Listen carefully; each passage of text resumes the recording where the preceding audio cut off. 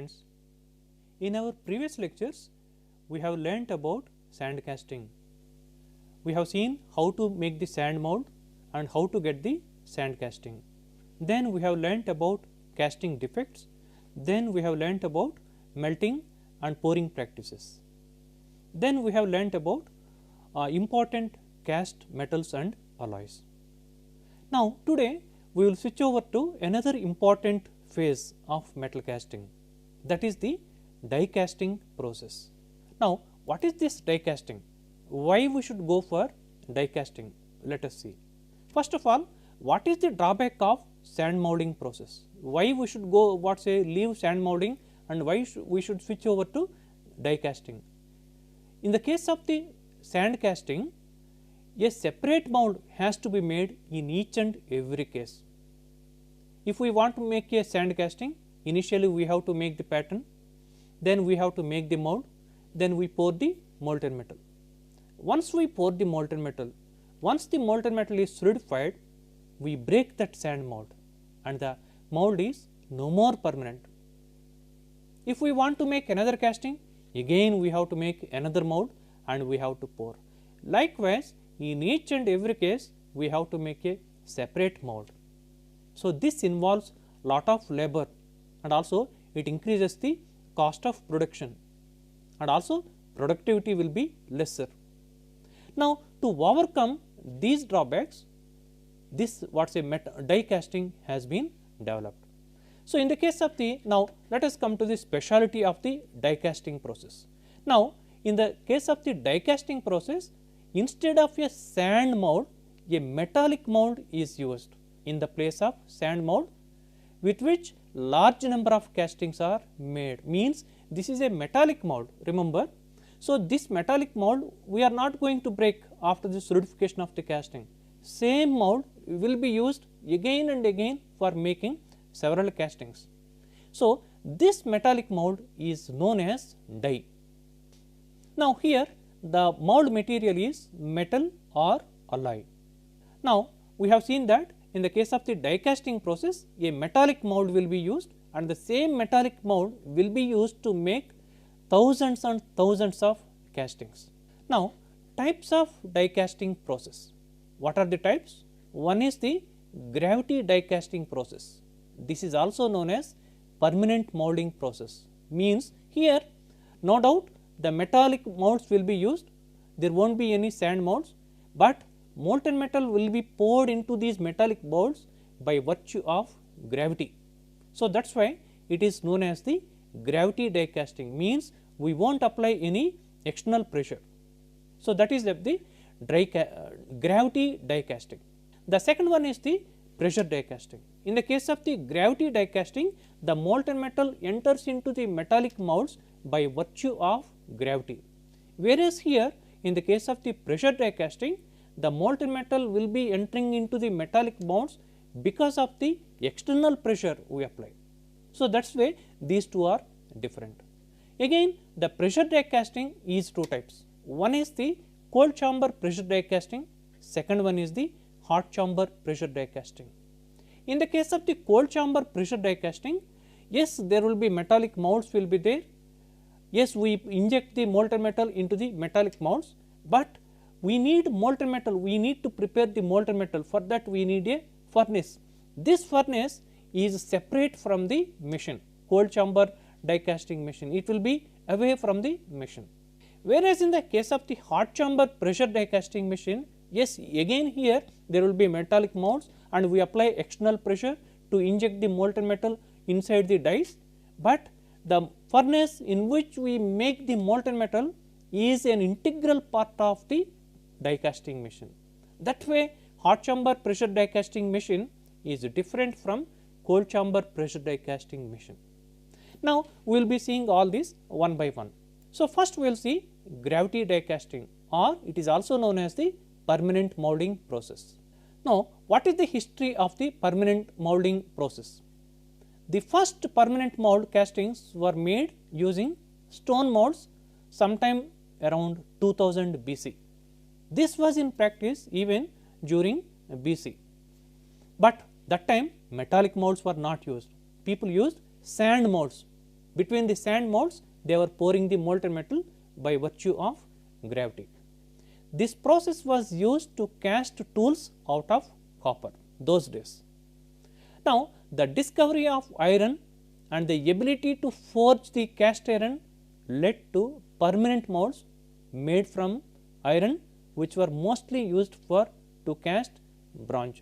Now, later man has learned how to extract iron, how to melt iron and how to forge iron components. With that they even made permanent molds, permanent metallic molds made up of iron. So, these were used to cast bronze. Now, what is the status today? Today permanent molds are made from a range of materials including iron, steel and graphite. So, these are the molding materials today. The mold materials are made up of iron, steel and graphite. A wide range of metals are cast in these permanent molds. Now, what are the cast metals that are cast in these molds? Several materials, several non-ferrous materials can be cast using these molds. Now, first we will be learning about the gravity die casting. What are the steps involved in this process? And here we can see there are two molds will be there. So, these are the metallic molds. So, one mold is a stationary mold, the other mold is a movable mold. So, here this is the stationary mold. See here this is the cavity, this is the cavity. Now, this is the movable mold and this is also the cavity. Now, when we close these two, what will happen? Inside there will be a cavity. So, that cavity resembles the shape of the casting which we are going to produce. Now, initially these two dies will be kept apart. Then you can see here a spray will be put on the cavity surface. Now, here we can see this is the hydraulic cylinder to open and close the movable mold. So, this cylinder operates hydraulically and it exerts intensive pressure, so that this mold will be moving forward and backward.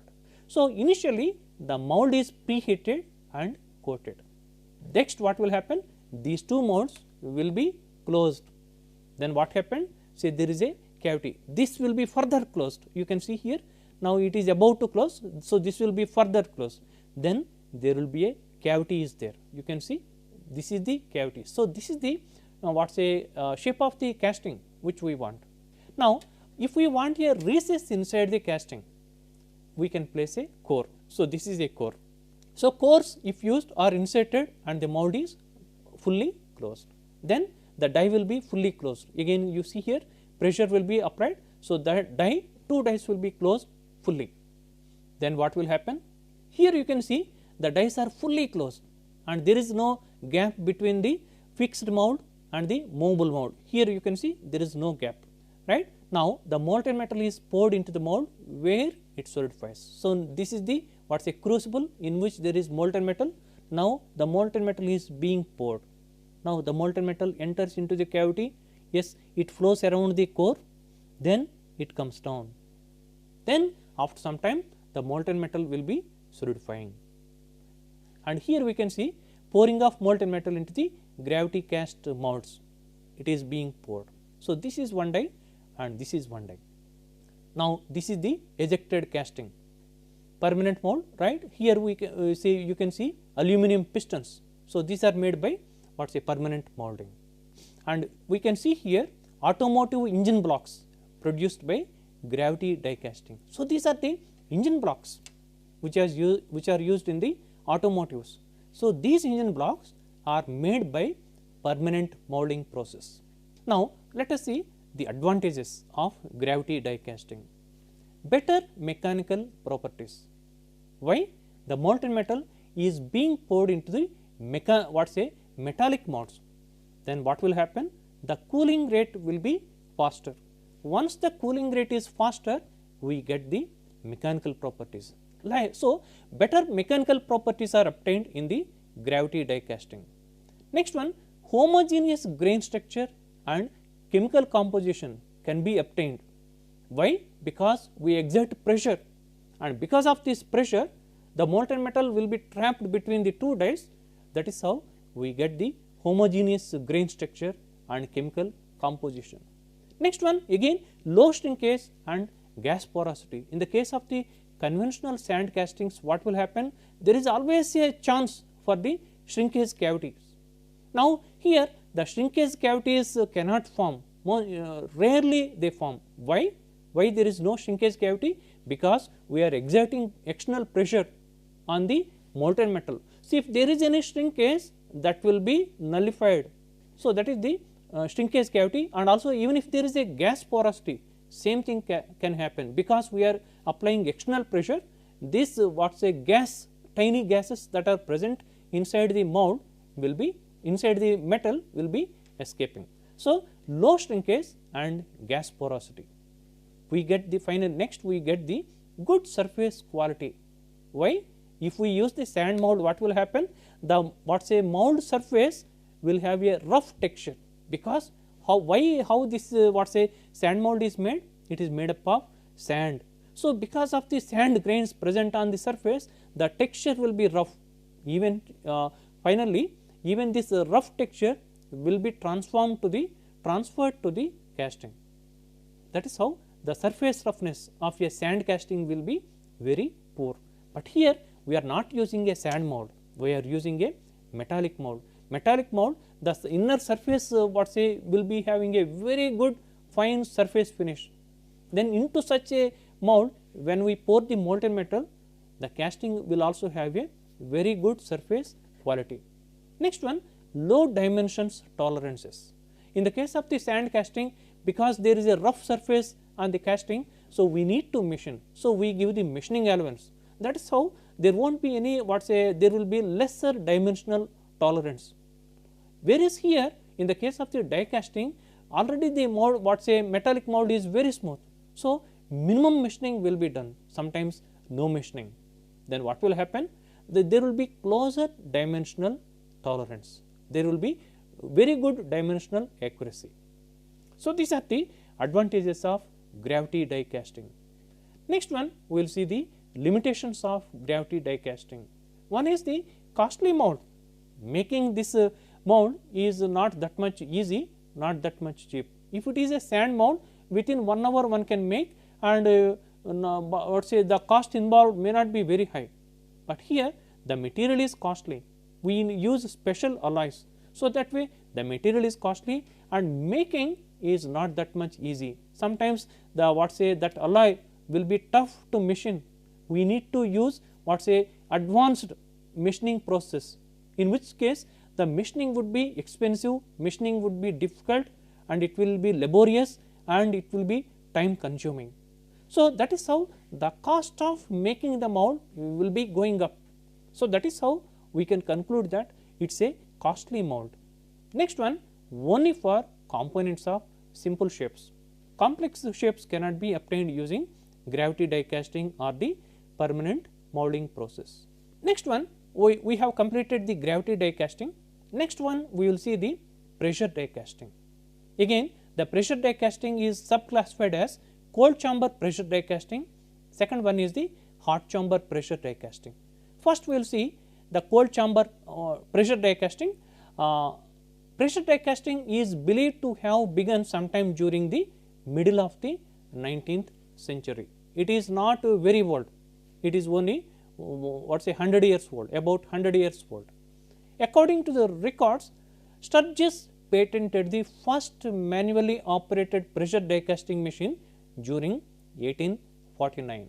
So this man has patented the pressure die casting.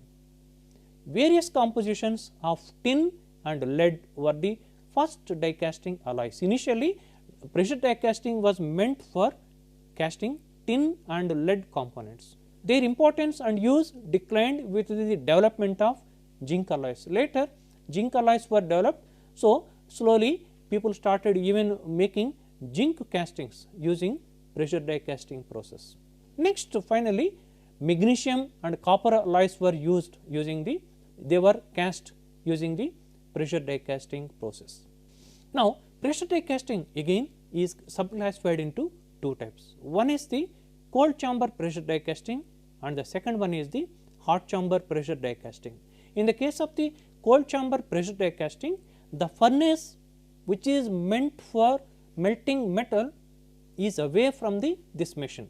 It is not an integral part of the machine. Whereas in the case of the hot chamber pressure die casting machine, the furnace which is meant for melting the metal is an integral part of the machine. So, that way these two are different. First we will see cold chamber pressure die casting process. Now, this is the schematic diagram of cold chamber pressure die casting process. What is there here?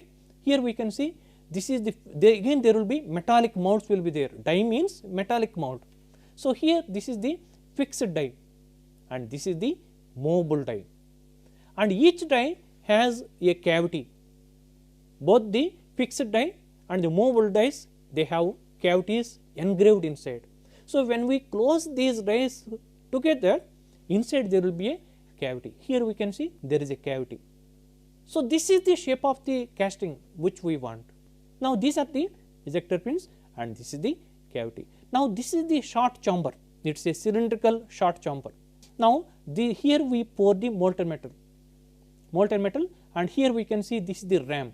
After the molten metal is poured into the short chamber, the ram will exert pressure, external pressure on the molten metal and the molten metal will be squeezed inside the cavity. Because of the external pressure that we apply, the molten metal will be squeezed and it will be going inside the cavity like this. There it solidifies. So, this is the simple principle of cold chamber pressure die casting process. And here we can see the animation of the cold chamber pressure die casting process. And here we can see this is one die, this is the fixed die and this is the movable die. Here we can see this is the cylindrical chamber in which molten metal is being poured, and this is the ram or the piston. It is exerting pressure inside the die, inside these two dies, then there it solidifies and the casting will be taken out. Yes, here we can see, yes, this is the casting. Again it will be poured, again it exerts pressure into the die and casting solidifies and the casting will be taken out. Now, here we can see a cold chamber pressure die casting machine. Another cold chamber pressure die casting machine we can see here, and these are the dies we can see here. Now, let us see the advantages of cold chamber die casting process. Simple construction, thus cost of the equipment is not very high. What is there? Two metallic molds are there, and yes, there will be ejector pins will be there, and a cylindrical chamber is there and a piston or a ram, and we just pour the molten metal and push it. So, it is a simple construction. Then what are the disadvantages of cold chamber die casting process? Slower cycle time due to the need to transfer the molten metal from the furnace to the cold chamber machine. What is this? Sometime back I told you, in the case of the cold chamber die casting process, the furnace will be away from this machine. It is not an integral part of this machine. Then what will happen? Every time we have to go to that furnace, tap some molten metal, carry it in a ladle, then bring it to the cold chamber die casting machine, pour it, then push it.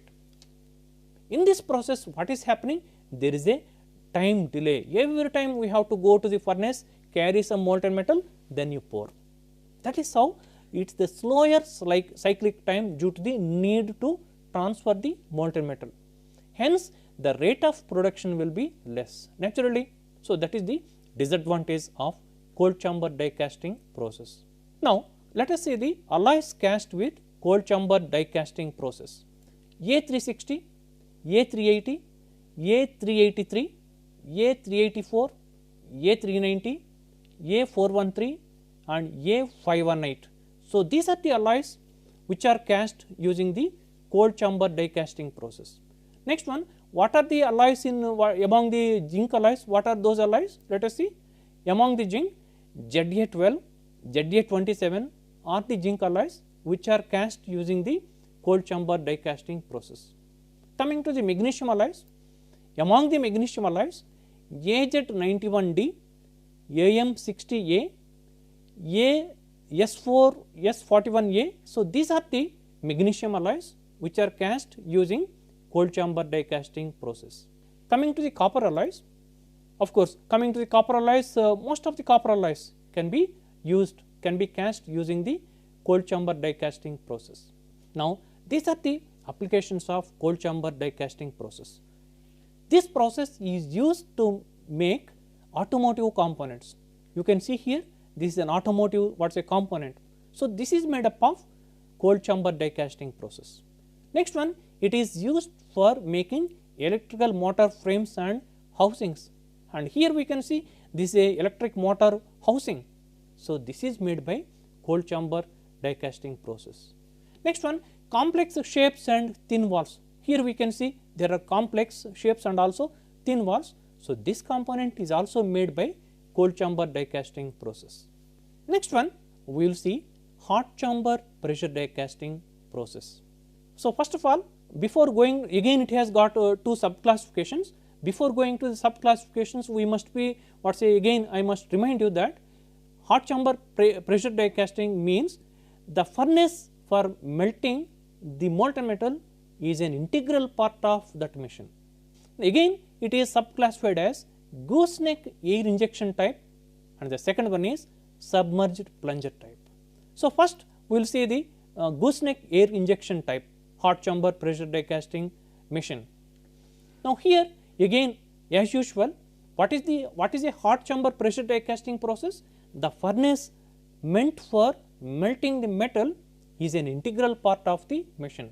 See, this is that machine, hot chamber pressure die casting machine, and here we can see this is the furnace.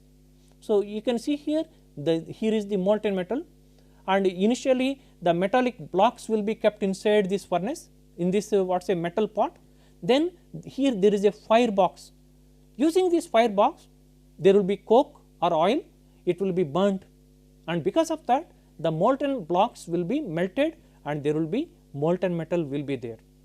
So, here we can see that the furnace is an integral part of the machine. Next we can see here there is a gooseneck cylindrical chamber is there, gooseneck chamber is there.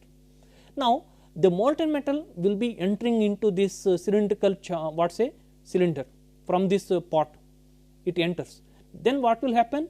Air will be coming and air exerts pressure on the molten metal. The molten metal will be slowly transferred, in fact it will be pushed and it will be coming up to here, you can see, and here we can see this is the stationary die and this is the mobile die. Of course, we can see ejector pins are also there. So, this is the gooseneck injector. So, initially the molten metal from the metal pot will be transferred to the gooseneck injector, and because of the air, because of the pressure exerted by the air, the molten metal will be injected into the cavity between the two dies. What will happen then? It solidifies between the molten metal solidifies between the two dies, and there will be a cooling system. Because of the cooling system, the molten metal quickly solidifies, and after cooling is over, this is the movable die, and because of the ejector pins it comes out and the casting will be taken out. Again it will be closing, same thing will happen. Again the molten metal from the metal pot enters into the gooseneck injector, the air will come, and because of the pressure of the air, the molten metal will be injected into the cavity between the two dies. So, this process goes on, and no need to carry the molten metal from a far away place, then you pour it. No, such business is not there. That is how the rate of production will be faster in the case of the hot chamber pressure die casting process. And now let us go to the second type, that is the plunger type hot chamber pressure die casting process. In the case of the gooseneck air injection, so we are sending pressurized air to inject the molten metal into the metallic dies. Now, there is sometimes there is a risk that this air contains oxygen, and this oxygen may react with the molten metal and causes oxidation. That is why people have also developed the another type, that is the plunger type. So, here no air injection will be there, there is no air. Instead of air, there will be a plunger will be there. Now, how to study this? So, this is the again we must know that hot chamber pressure die casting means the furnace meant for preparing making the molten metal is an integral part of the machine. Now, this is that furnace, here we can see this is that furnace. So, this is that what is a furnace part, right. So, this is the furnace, and here we can see this is the refractory what is a lining will be there, so that it can withstand very high temperature. Now, this is the pot, this is the pot, inside that pot we place the metallic block what is a blocks initially. Now, there will be heating system will be there, and because of that heating system the metallic blocks will be melting and there will be molten metal will be there. Now, how to study the next parts? So, here there is a hydraulic shot cylinder is there. So, this comes down and goes up hydraulically, it can exert very high pressure. Now, you can see here the molten metal enters into the, here there is a cylindrical what is a chamber is there, cylindrical chamber, the molten metal enters into the cylindrical chamber. Once it enters into the cylindrical chamber, here we can see the gooseneck what is a plunger will be coming down because of the hydraulic what is a pressure. Once it comes down, what will happen? The molten metal is trapped between the plunger and the dice. Then what will happen? The molten metal will be injected at a very high pressure, yet it will be injected between the cavity of the two dies. And here we can see there are two dies. Here this is the fixed die and this is the movable die, and between the fixed die and the movable die there is a cavity is there, you can see, right. So, this is the this is also known as the ejector die, movable die is also known as the ejector die. Here there is a cavity. Now, once the what is a gooseneck plunger what is a pusher is pushed down, the molten metal is trapped and it will be injected into the cavity here. Once the molten metal fills that cavity, yes, there will be cooling system will be there. So, this cooling system what say flows around the what say molten metal, and the molten metal inside the dies will be solidifying at a very fast rate. Then what will happen? The movable die will be moving this side to the left side, then the casting will be ejected. Again it will be closing, the same thing, again the molten metal will be entering into this what say cylindrical chamber, right. Again the plunger will be coming down, the molten metal will be injected into the cavity of the dies. So, this process keeps on going. Now, what is the benefit here? Benefit is the chamber is an integral part of the machine. So, no need to carry the molten metal from a far away place and then you pour, no, there is no such business. Automatically the molten metal will be entering into the what say this sieve, cylindrical sieve. Once the casting is taken out, immediately closes, the molten metal enters into that cylindrical chamber, it will be pushed, the what say plunger will be coming down and it will be injected. So, the benefit is the rate of production will be very fast. What is the speed? You can see here 900 to 18,000 shots per hour. In 1 hour we can produce 900 to 18,000 castings we can produce. What a great speed it is. If it is the sand casting, in 1 hour we can produce 1 casting, but here in 1 hour we can produce 900 to 18,000 castings. So, that is the great benefit of hot chamber pressure die casting process. Here we can see the animation. So, this is the this is the furnace, and here we can see the molten metal is going inside, and this here we can see the gooseneck plunger is coming down, and these two are the dies. The molten metal will be injected inside, immediately there will be a cooling system to cool the what say casting, and it will be ejected and the casting will be taken out. So, this is the what say animation of the hot chamber pressure die casting process. And here we can see another hot chamber die casting machine, and here we can see 8-ton hot chamber die casting machine. This is the largest hot chamber machine in the world and it costs about $1.255 million.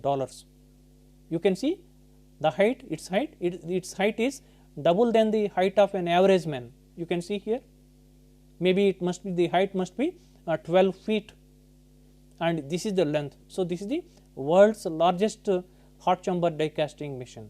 These are the typical die casting molds. So, these are the dies. Dies means metallic molds which are used in the hot chamber die casting process. When we close this, we can see here these are the this is the male die and this is the female die. The male die has got some pins are there, 4 pins, and here there are 4 holes are there. When we close, so these 4 pins will be going inside the 4 holes and there will be a cavity between these 2 dies. Again, these are the metallic molds which are used in the hot chamber pressure die casting process. Metallic molds, nothing but these are the dies. Dies means metallic molds. When we close these two, see there is a cavity. So, these are the dies. Now, alloys cast with hot chamber die casting process. Zinc alloys can be cast, tin alloys can be cast, lead alloys can be cast, and finally, magnesium alloys also can be cast using hot chamber die casting process. And what are those? Among the zinc alloys, 3, 5, 7. So, these are the Zamak zinc alloys. So, these can be cast using hot chamber die casting process, and also ZA8 alloy can be cast using the hot chamber die casting process. Next one, important applications of pressure die casting process. Carburetor bodies. These carburetor bodies are very important components in the automotive especially in the petrol vehicles. This carburetor mixes petrol and air uniformly. So, this carburetor body is made up of pressure die casting. Next one, hydraulic brake cylinders. These are made up of pressure die casting.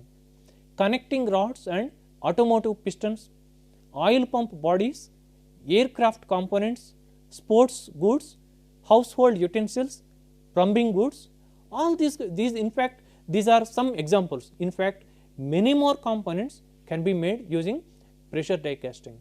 And here we can see important applications, carburetor bodies produced by hot chamber die casting process. So, these are the carburetor bodies used in the automotives.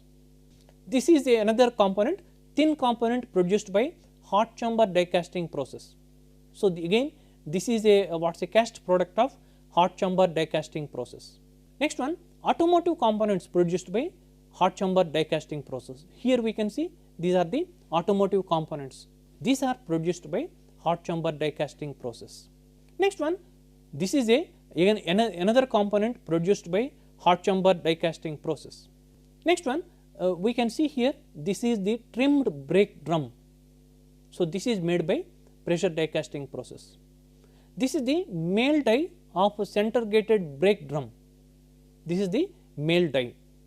Now, we can see here more examples. So, all these components are made by pressure die casting process. So, these are the zinc die cast parts. You can see excellent surface finish is there. So, these cast parts are made by hot chamber pressure die casting process. So, this is a belt roll, it is a zinc casting, it is made up of pressure die casting process. Now, let us see the advantages of hot chamber die casting process. Closer dimensional tolerance. What is the tolerance? 0.002 mm. Excellent dimensional tolerance can be obtained using hot chamber die casting process.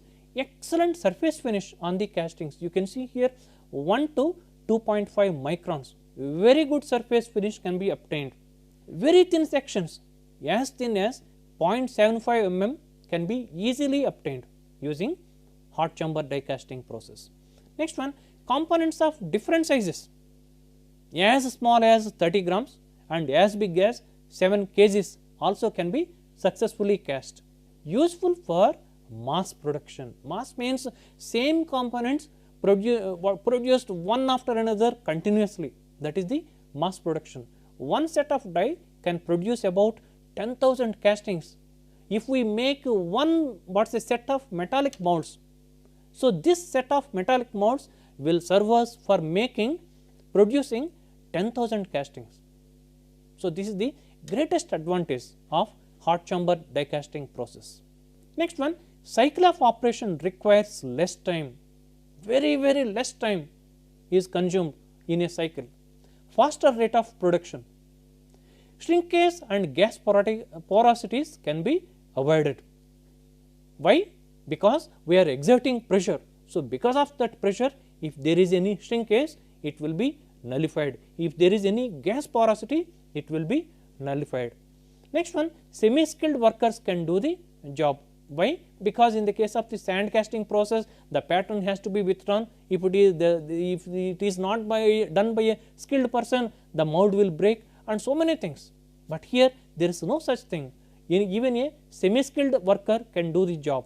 Less defects compared to the sand casting. Casting surface is free from sand particles. So, no need to wash, right? Less floor space is required. In the case of the sand casting process, there will be a pattern shop will be there for making the pattern, there will be a molding shop for making the sand, and there will be a molding shop, there will be melting shop, there will be fettling shop, there will be machining shop. Likewise, so many shops will be there, and if casting industry requires large space, whereas in the case of the hot chamber die casting, very less space is required. These are the limitations of hot chamber die casting. Cost of the equipment is very high. Even cost of the die is very high. Why? The material we use for the die is expensive. Sometimes it is very hard. Machining it is a tough task. It requires advanced machines. That is how the cost of the die is high. Not suitable for heavy castings. Only small casting and medium size castings can be made using hot chamber die casting process. Suitable only for non-ferrous castings. You see, very important limitation of hot chamber die casting process. Only aluminum, copper, magnesium, zinc and lead alloys can be cast. What about the ferrous alloys? Cast iron, steel? No, they cannot be cast using hot chamber die casting process. Not suitable for small scale production. Why? Making the die is a time taking process. It is a laborious process and it would become very expensive. After making a set of dies, if you make only 2-3 castings, then you discard those dies, then it is not useful. So, not suitable for small scale production. Oxidation of melt in the air injection machine. So, this can happen in the gooseneck air injection type, because we send the pressurized air. So, oxygen in the air may react with the molten metal, but of course, this may not take place in the case of the plunger type. Diffusion of iron and hard elements into the cast melt plunger type machine. Now, the second type is the plunger type hot chamber die casting process. In this process, what we are doing, there will be a plunger. This plunger will be pushing the molten metal into the dies. Now, this plunger is made up of a special steel. So, it contains certain hard elements like tungsten, molybdenum. Then what will happen when it comes in contact with the molten metal and it is pushing the molten metal inside, the hard elements like tungsten or molybdenum may come out of the plunger. They may mix with the molten metal and those elements may go inside the cast component. Then that be the case, the property of the casting will be altering. So, diffusion of iron and hard elements may take place in the case of the plunger type machines. Now, alloys cast with cold chamber die casting process. In detail, we are seeing aluminum alloys A360, A380, A383, A384, A390, A413, A518. Coming to the zinc alloys ZA12, ZA27. Coming to the magnesium alloys AZ91D, AM60A, AS41A and some copper alloys. Now, aluminum alloys used in cold chamber die casting machine. So, we are going to learn few more details about these alloys. A380 aluminum alloy is most commonly used because it offers the best combination of casting and product properties. It is used for the widest variety of products: electronics chassis, engine components, home appliances, hand and power tools and so on. So, these are the applications of 380 aluminum alloy. Next one, A383 and A384 are the alternatives to A380, used for intricate components with improved dry filling characteristics and improved resistance to hot cracking. Next one, A390 alloy offers the greatest wear resistance.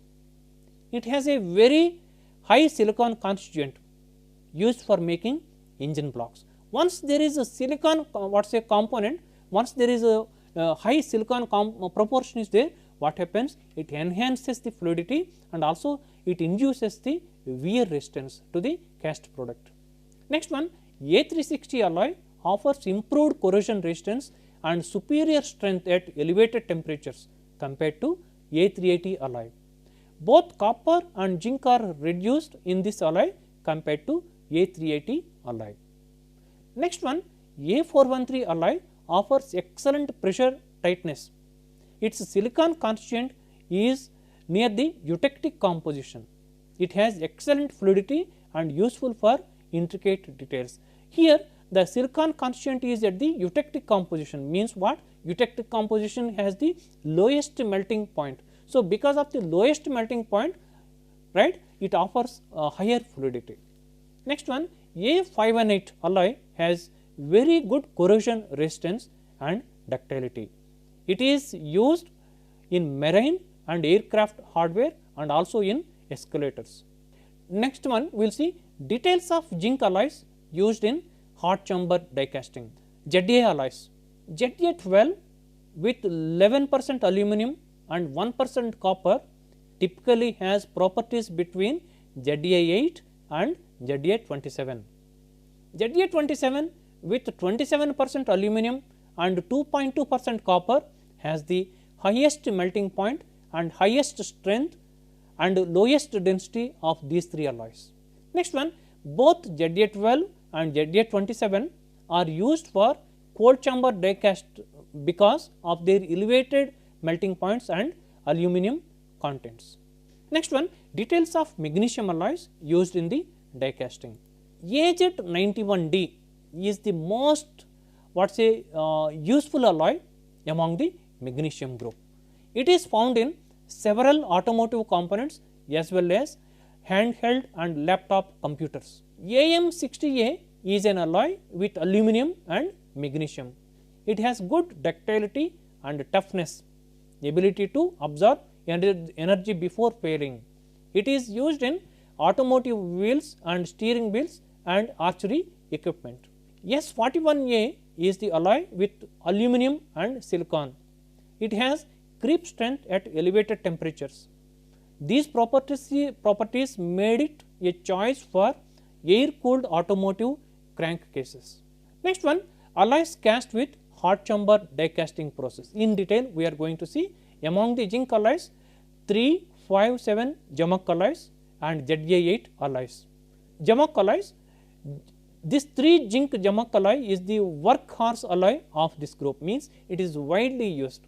It is specified most frequently for functional and hardware castings. Next one, 5 Zamak alloy has higher tensile strength, hardness and creep resistance. It also has somewhat lower ductility. This is due to the increased copper content.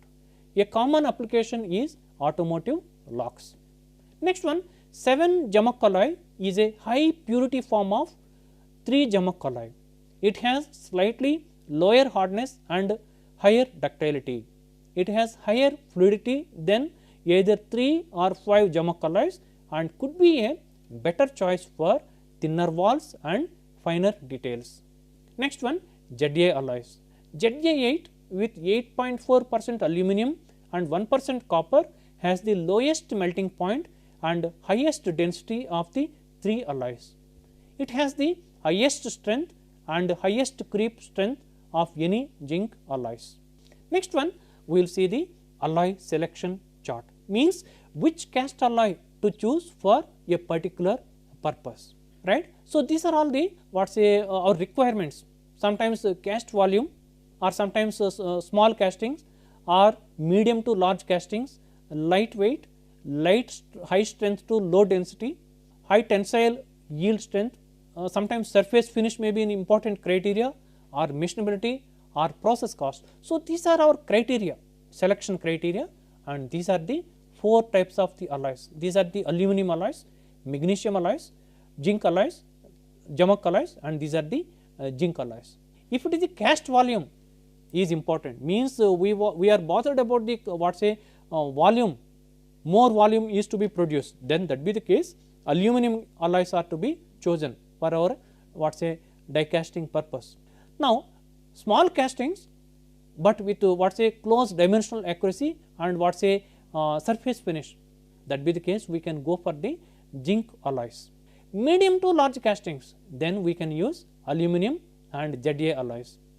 Lightweight, that be the case magnesium is there, magnesium alloys can be used.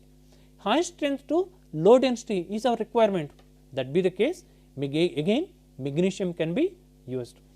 Now, next criteria, high tensile yield strength, that be the case we can use aluminum alloys, we can also use ZA alloys.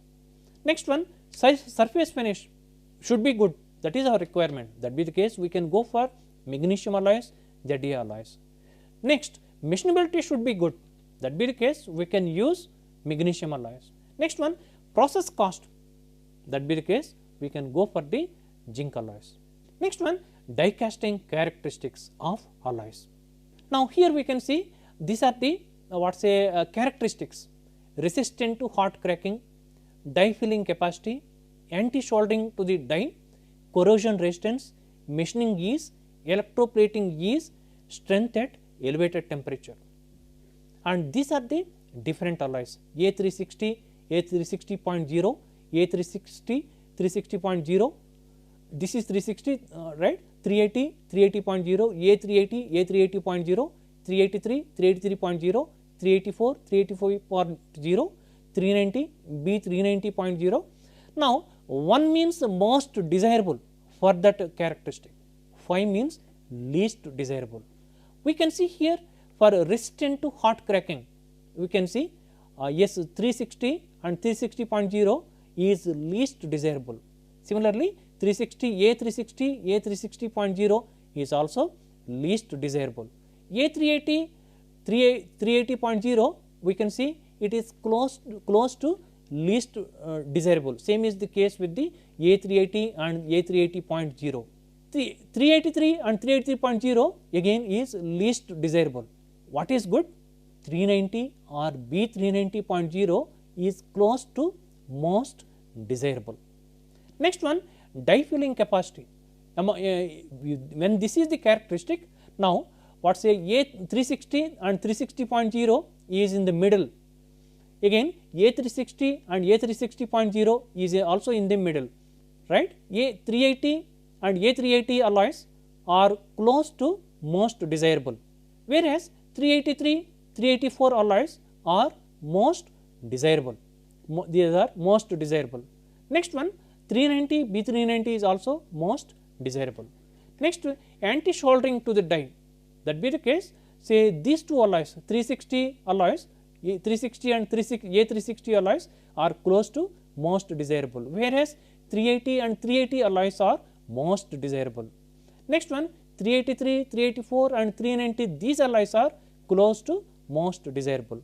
Coming to the corrosion resistance characteristic, right, 360 and A360 are close to most desirable, whereas 380 and A380 alloys are close to least desirable, and A383 is in the middle, 383 is in the middle. Next one, 384 is least desirable and 390 is in the middle. Next one, machining is, we can see here all these three alloys are in the middle, whereas 383 is close to most desirable, again 384 is in the middle, and 390 and B390 are most desirable.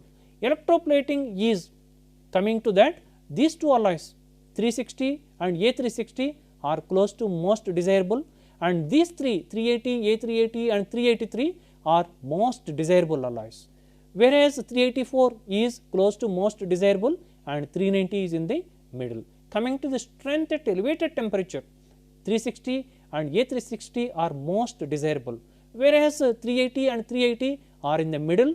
Next one, 383 and 384 alloys are close to most desirable, again 390 is in the middle.